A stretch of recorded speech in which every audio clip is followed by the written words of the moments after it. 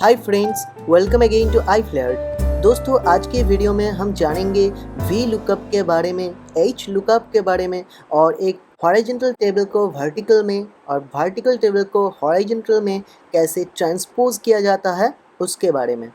तो चलिए दोस्तों, हम शुरू करते हैं हमारा आज का टॉपिक।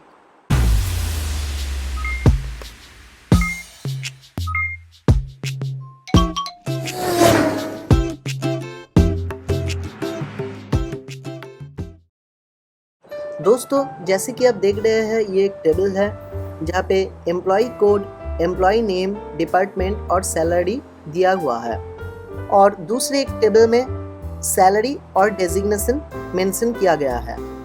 अब दोस्तों, सबसे पहले हम हर एक एम्प्लॉय का उसके सैलरी के हिसाब से डेजिग्नेशन को यहाँ पे वी लुकअप के जरिए असाइन करेंगे और फिर यहाँ पे एक सर्च रिजल्ट है जहाँ पे कोई भी एम्प्लॉय आईडी हम लिखेंगे तो हमारा जो मास्टर टेबल है वहाँ पे इस एम्प्लॉय आईडी के अकॉर्डिंग जो नेम और उसके बेसिस पे जो सैलरी है वो ऑटोमेटिकली यहाँ पे सर्च कर लेगा। तो दोस्तों, वीलुकअप एक्सेल में एक बढ़िया टूल है और इसका यूज़ कुछ इसी तरह के काम के लिए किया जाता है।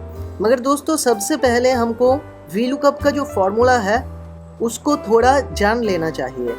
तो दोस्तों, हम जब यहाँ पे इक्वल टू वी लुकअप लिखते हैं और एक ब्रैकेट ओपन करते हैं तो आप देख सकते हैं नीचे एक सिंटैक्स दिया हुआ है। तो दोस्तों, इस सिंटैक्स के बारे में हम थोड़ा डिस्कस कर लेते हैं। कोई भी फॉर्मूला का एक फॉर्मेट होते हैं, उसी को सिंटैक्स कहा जाता है। तो वी लुकअप का भी एक अपना सिंटैक्स है।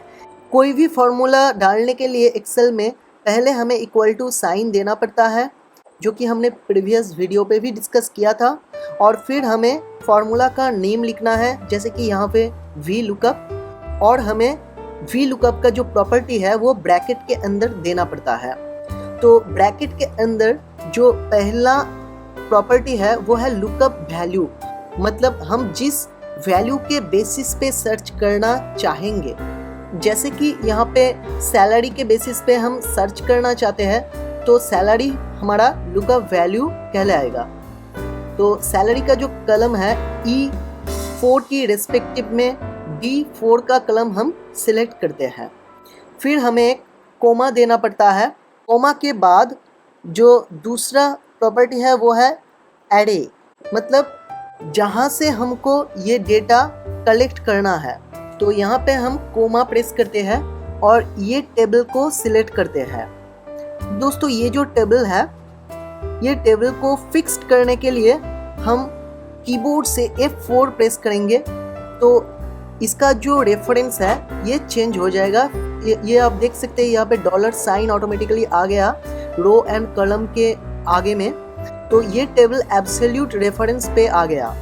दोस्तों, सेल रेफरेंस के बारे में मैंने ऑलरेडी एक वीडियो डाला हुआ है, वहाँ पे मैंने इसके बारे में डिस्कस किया था, तो आप वो वीडियो देख सकते हैं अगर आपको सेल रेफरेंस नहीं पता तो फिलहाल समझने के लिए मैं एक बात दोहरा देता हूँ। जैसे कि यहाँ पे D4 को हमने रिलेटिव रेफरेंस पे रखा है, क्योंकि हम जब E4 से नीचे इस फॉर्मूला को ड्रैग करेंगे E5 पर तो उसका जो वैल्यू रहेगा वो D4 नहीं D5 के सैलरी के बेस में डेजिग्नेशन को फाइंड आउट करेगा। तो इसलिए ये रेफरेंस रिलेटिव है। मगर जब हम टेबल एरे को सिलेक्ट करते हैं तो इसको एब्सोल्यूट रेफरेंस में लाना जरूरी है, क्योंकि ये जो टेबल है ये फिक्स्ड रहेगा सारे सर्चेस के लिए। अगर हम इसको एब्सोल्यूट रेफरेंस में नहीं डालते तो जब हम इसको नीचे ड्रैग करते तो ये टेबल भी धीरे धीरे नीचे ड्रैग होता जाता और एक समय आके यहाँ पे कोई भी टेबल का जो रेफरेंस है वो हमें नहीं मिल पाता। तो इसीलिए हम इसको फिक्स्ड कर देते हैं ताकि ये टेबल यहाँ पे बने रहे। तो इसके लिए हम यहाँ पे मैनुअली डॉलर साइन को यूज़ कर सकते हैं, या फिर अगर हम कीबोर्ड से F4 प्रेस करते हैं तो ऑटोमेटिकली ये एब्सोल्यूट रेफरेंस पे ले लेगा। अब दोस्तों, हम जाते हैं तीसरे प्रॉपर्टी पे।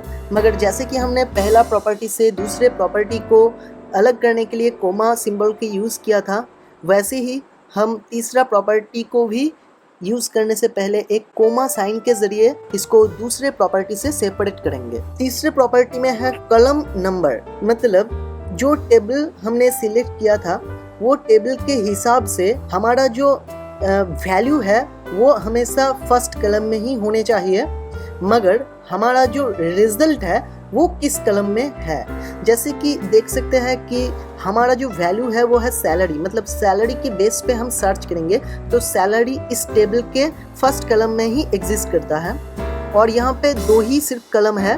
तो सेकेंड कॉलम में हमारा रिजल्ट है। रिजल्ट मतलब VLOOKUP का जो रिजल्ट है डेजिग्नेशन हम सर्च करना चाहता है तो डेजिग्नेशन है रिजल्ट और सैलरी है वैल्यू। सैलरी यहाँ पे D4 के हिसाब से हम सर्च करते हैं। किस टेबल से सर्च करते हैं वो टेबल एरे हमने दे दिया, उसको फिक्स कर दिया। अब तीसरा प्रॉपर्टी में हम कॉलम नंबर, मतलब हमारा जो रिजल्ट है, वैल्यू नहीं, वैल्यू तो फर्स्ट कॉलम में ही होना चाहिए, हमारा जो रिजल्ट है मतलब यहाँ पे डेजिग्नेशन ये दूसरे कॉलम में है तो यहाँ पे हम 2 प्रेस करेंगे। अब दोस्तों हम फिर से इसको सेपरेट करेंगे चौथे और आखिरी प्रॉपर्टी से, तो हम कोमा का फिर से यूज करते हैं और हमारा जो चौथा प्रॉपर्टी है वो है लॉजिक। दोस्तों यहाँ पे 2 तरह का लॉजिक होते हैं। यहाँ पे जो हमारा पहला लॉजिक है वो है अप्रॉक्सीमेट मैच। दोस्तों अप्रॉक्सीमेट मैच को हम अल्फाबेटिकली ट्रू या फिर न्यूमेरिकली 1 सिंबल से डिनोट कर सकते हैं। और दूसरा लॉजिक होता है एग्जैक्ट मैच। दोस्तों एग्जैक्ट मैच को हम अल्फाबेटिकली फॉल्स या फिर न्यूमेरिकली 0 सिंबल से डिनोट कर सकते हैं। तो दोस्तों इस एग्जाम्पल के अकॉर्डिंग अगर हम मिस्टर P सिन्हा का जो सैलरी है जो कि 44,000 है, इसके हिसाब से डेजिग्नेशन को VLOOKUP के जरिए सर्च करते हैं तो हमारा जो टेबल है, मतलब जहाँ से हम सर्च कर रहे हैं वहाँ पे 44,000 का कोई भी सैलरी पे डेजिग्नेशन को डिफाइन नहीं किया हुआ है। मतलब यहाँ पे अगर हम 0 साइन देते हैं जो कि एग्जैक्ट मैच को रिफ्लेक्ट करता है तो यहाँ पे कोई भी रिजल्ट नहीं आएगा क्योंकि 44,000 का कोई भी डेजिग्नेशन असाइंड नहीं है।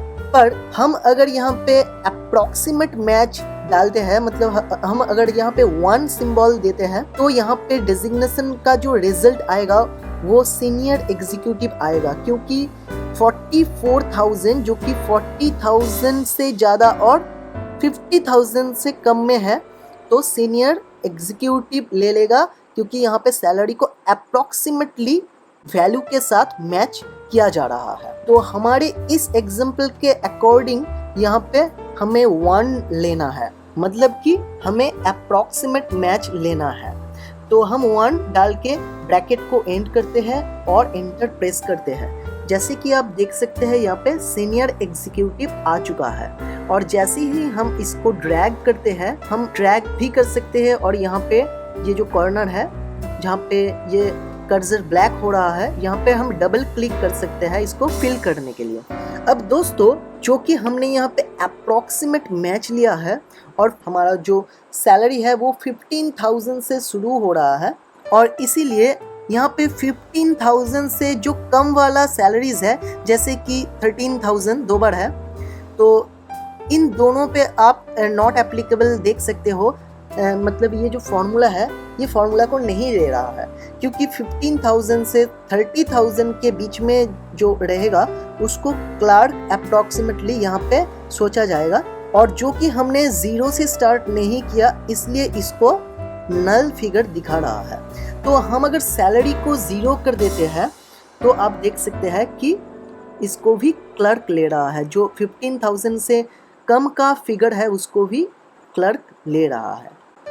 तो ये था VLOOKUP का अप्रॉक्सीमेट मैच। अब हम एग्जैक्ट मैच का भी एक एग्जांपल देख लेते हैं। ये जो टेबल आप देख रहे हैं, अब ये हमारा रिजल्ट टेबल है और ये टेबल हमारा सर्चिंग टेबल है।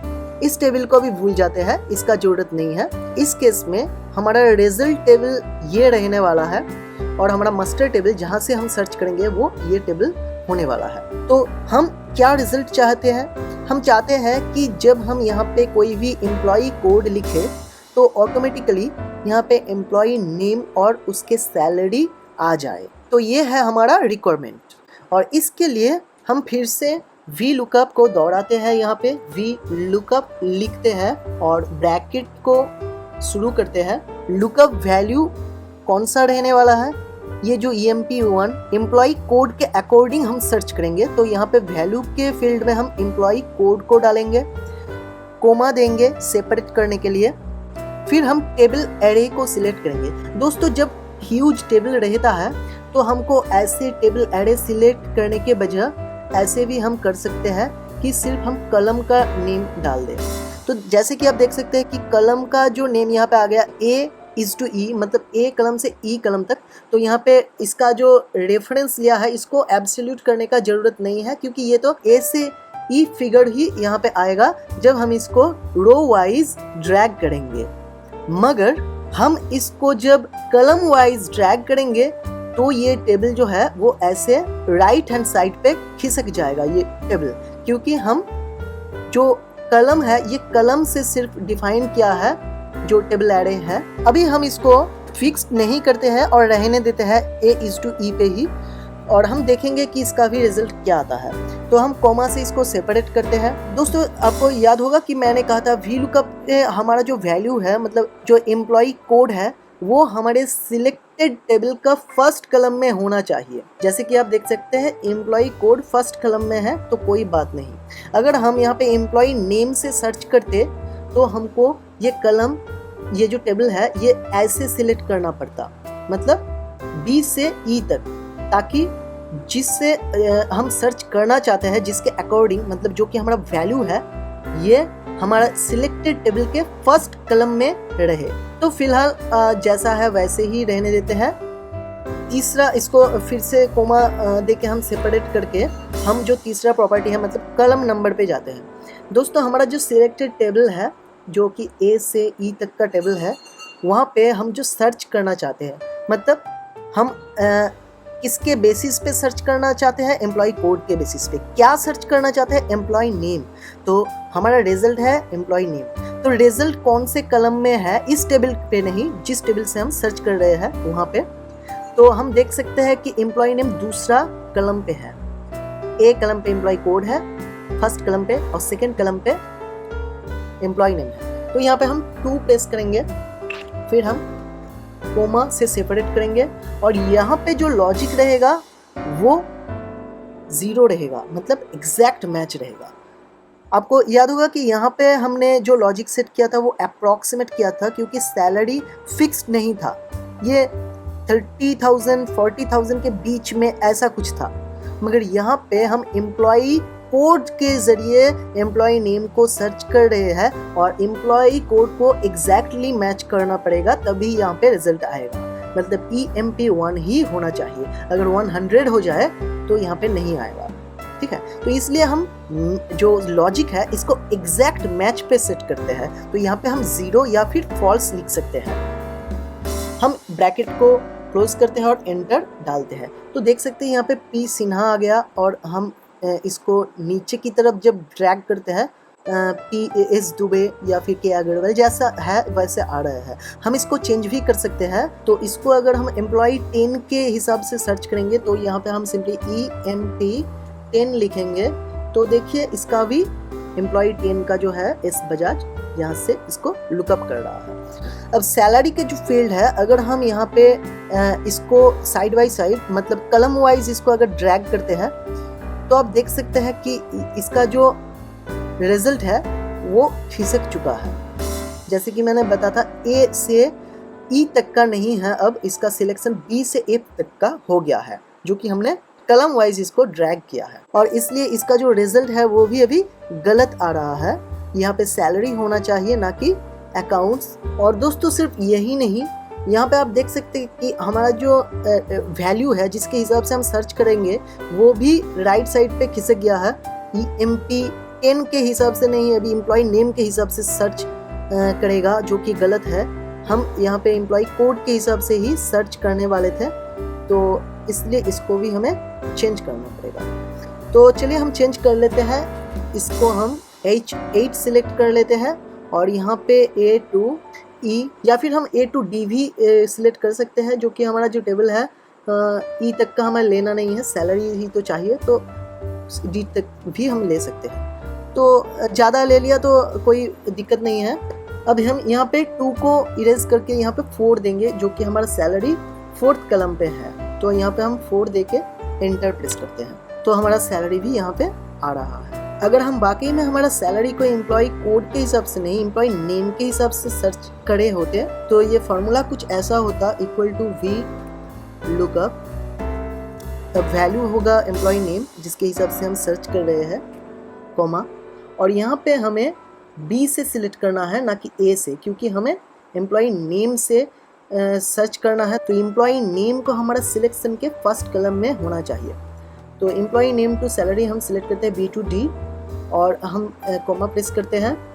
अभी 3rd कलम में सैलरी है बी सी डी, मतलब हमारा जो सिलेक्शन है उसके हिसाब से 3rd कलम में है, तो 3, और यहाँ पे भी हम एग्जैक्ट मैच नाम के हिसाब से एग्जैक्ट मैच लेंगे, तो 0 प्रेस करेंगे और ब्रैकेट क्लोज करके एंटर प्रेस करेंगे, तो भी रिजल्ट यहाँ पे सेम आता है। दोस्तों वी लुकअप और एच लुकअप में कुछ ज़्यादा डिफरेंस नहीं है, फ़र्क सिर्फ इतना है कि वी लुकअप एक वर्टिकल टेबल से किया जाता है, जहाँ पे जो लेबल है वो कलम वाइज है, ए कलम पे एक अलग लेबल है, बी कलम पे अलग लेबल है, तो ये लेबल जो है फील्ड लेबल वो कलम वाइज है। और एच लुकअप इस तरह की टेबल पे किया जाता है जहाँ पे जो लेबल है वो रो वाइज है। तो एक हॉरिजॉन्टल टेबल पे क्या होता है कि जो फील्ड होता है वो रो वाइज होता है, ना कि कलम वाइज होता है। जैसे कि आप देख सकते हैं प्रोडक्ट कोड, प्रोडक्ट नेम, जो फील्ड नेम है वो सभी एक ही कलम पे है, मगर रो वाइज उसका डिफरेंशिएशन है। 6 रो पे प्रोडक्ट कोड है, 7th रो पे प्रोडक्ट नेम है। तो इस तरह की टेबल से जब हम सर्च करेंगे तो एच लुकअप हमें चाहिए। दोस्तों यहाँ पे हमें प्रोडक्ट कोड के हिसाब से प्रोडक्ट नेम चाहिए। यहाँ पे बहुत सारा प्रोडक्ट कोड और प्रोडक्ट नेम दिया हुआ है, तो यहाँ पे हम प्रोडक्ट कोड डालेंगे और उसके हिसाब से नीचे प्रोडक्ट नेम आ जाएगा, सर्च कर लेगा ये ऊपर वाला टेबल से। तो फॉर्मूला सेम है, उसके सिंटैक्स भी कुछ सेम ही है, इक्वल टू, जैसे कि हम वी लुकअप लिखते हैं अब हम एच लुकअप लिखेंगे, ब्रैकेट प्रेस करेंगे, और अब लुकअप का जो वैल्यू है वो प्रोडक्ट कोड के जो सेल है, ऊपर जो एम्प्टी सेल है, इस सेल के अकॉर्डिंग होगा। तो हम कोमा प्रेस करते हैं, टेबल एरे, मतलब ये जो ऊपर का टेबल है ये टेबल हम सिलेक्ट करेंगे, 6 और 7 रो को हम सिलेक्ट करते हैं, कोमा प्रेस करते हैं और हम यहाँ पे रो इंडेक्स नंबर लेंगे। तो ये एक डिफरेंस है, जबकि वी लुकअप में हम कलम नंबर लेते थे, मगर यहाँ पे हमको रो नंबर लेना पड़ेगा, जो कि ये टेबल का जो हेडिंग है, लेवल है, वो रो वाइज है। तो हमारा जो रिजल्ट है प्रोडक्ट नेम वो ये सिलेक्टेड टेबल के दूसरे रो पे है, दूसरे कलम पे नहीं बल्कि दूसरे रो पे है। तो प्रोडक्ट नेम दूसरे रो पे है, तो 2 हम सिलेक्ट करेंगे, कॉमा प्रेस करेंगे, यहाँ पे भी हमको एग्जैक्ट मैच चाहिए, तो हम 0 प्रेस करेंगे और ब्रैकेट क्लोज करके एंटर प्रेस करेंगे। देखिए दोस्तों अभी यहाँ पे नॉट एप्लीकेबल इसलिए शो कर रहा है क्योंकि प्रोडक्ट कोड ब्लैंक है। जैसे ही यहाँ पे हम P5 या फिर कोई भी एक प्रोडक्ट कोड दे देते हैं तो P5 के अकॉर्डिंग जो प्रोडक्ट नेम है, जैसे कि यहाँ पे आप देख सकते हैं HDD है P5 में, वो यहाँ पे शो करता है। अब दोस्तों अगर इसको हम ड्रैग करते हैं तो ये फॉर्मूला यहाँ पे भी आ जाएगा। हम यहाँ पे कोई भी प्रोडक्ट कोड जैसे कि P2 लेते हैं तो कैबिनेट यहाँ पे शो करेगा, यहाँ पे P6 लेते हैं तो SSD शो करेगा, P6 डालते हैं तो यहाँ पे SSD शो करता है। तो ऐसे एच लुकअप का जो रिजल्ट है वो भी वी लुकअप की तरह ही आता है। अब दोस्तों यहाँ पे जो नीचे टेबल है ध्यान से देखिए, इसका जो लेबल है वो कलम वाइज है। ए कलम पे प्रोडक्ट कोड है और बी कलम पे प्रोडक्ट नेम है, ना कि रो वाइज। जैसे कि यहाँ पे था 6 रो पे प्रोडक्ट कोड और 7th रो पे प्रोडक्ट नेम। तो ये था हॉरिजॉन्टल टेबल जिसके लिए हमने एच लुकअप किया था, और ये है वर्टिकल टेबल। तो अब अगर हमें एक हॉरिजॉन्टल टेबल से रिजल्ट चाहिए मगर इस तरह के वर्टिकल टेबल का फॉर्मेट में, तो एक हॉरिजॉन्टल टेबल को वर्टिकल में या फिर वर्टिकल टेबल को हॉरिजॉन्टल में ट्रांसपोज किया जा सकता है। तो पहले हम इस टेबल को सिलेक्ट करते हैं और इसको सिंपली कीबोर्ड से कॉपी करते हैं, Ctrl+C दबा के इसको कॉपी कर लेते हैं अब हम नीचे यहाँ पे इसको जब पेस्ट करेंगे तो नॉर्मली पेस्ट नहीं करेंगे, पेस्ट स्पेशल करेंगे। राइट क्लिक करके आप देख सकते हो पेस्ट स्पेशल का एक ऑप्शन है। अब दोस्तों यहाँ पे एक ट्रांसपोज नाम का ऑप्शन है। इन चेक बॉक्स पे टिक करने के बाद आपको ओके प्रेस करना है। तो ये जो ऊपर का टेबल है ये वर्टिकल टेबल में ट्रांसपोज हो जाएगा। अब आप इजीली यहाँ पे वी लुकअप का रिजल्ट फिलअप कर सकते हैं। तो यहाँ पे हम simply equal to V lookup लिखते हैं, ब्रैकेट शुरू करते हैं। तो लुकअप का जो वैल्यू है वो प्रोडक्ट कोड रहेगा, मतलब ये ब्लैंक सेल, कॉमा देके हम ये टेबल को सिलेक्ट करेंगे और इस टेबल को हमें एब्सोल्यूट करना है। इसके लिए हम F4 कीबोर्ड से प्रेस करेंगे और कॉमा, फिर कलम नंबर, मतलब यहाँ पे प्रोडक्ट नेम चाहिए हमें, प्रोडक्ट नेम प्रोडक्ट कोड के हिसाब से चाहिए, वो तो वैल्यू था, यहाँ पे प्रोडक्ट नेम चाहिए, तो ये रिजल्ट है। तो प्रोडक्ट नेम सेकंड कलम पे है तो कलम नंबर 2 रहेगा और यहाँ पे हमें फॉल्स, जो कि हमें एग्जैक्ट मैच चाहिए तो फॉल्स, या फिर हम 0 भी दे सकते हैं जैसे पिछली बार दिया था। लिख के हम ब्रैकेट को क्लोज करके एंटर करते हैं और इसको भी हम ऐसे ड्रैग कर सकते हैं ताकि यहाँ पे भी ये फॉर्मूला आ जाए। अब हम यहाँ पे P5 जैसे कि यहाँ पे देते हैं P5, अब देख सकते हैं यहाँ पे HDD आ चुका है। P2 देते हैं तो यहाँ पे कैबिनेट आ चुका है और P6 देने पर यहाँ पे आ चुका है। तो दोस्तों ये था हमारा आज का टॉपिक। उम्मीद है आपको ये वीडियो पसंद आया। हम आपसे जल्दी मिलेंगे ऐसे ही एक दूसरे टॉपिक के साथ। Subscribe now to watch more video like this and turn on the notification bell to get all our future updates on your device as soon it will publish. And if you like the content, just hit the like button and feel free to leave your comment whether you have any queries.